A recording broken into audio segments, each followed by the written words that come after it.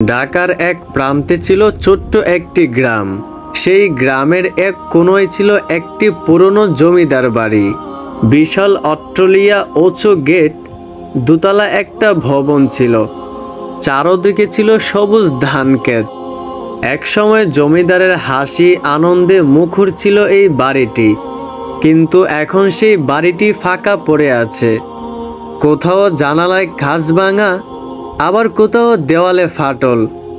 হাসিখুশি বাড়িটায় আজ শেওলা পড়ে আছে।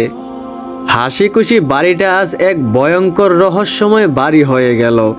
গ্রামের প্রায় মানুষই সবসময় বলে এই বাড়িতে নাকি রাতে আগুন জ্বলে ওঠে, সিঁড়ি দিয়ে যেন কেউ নামে, এরকম শব্দ শোনা যায় রাতের বেলা ওই বাড়ি থেকে।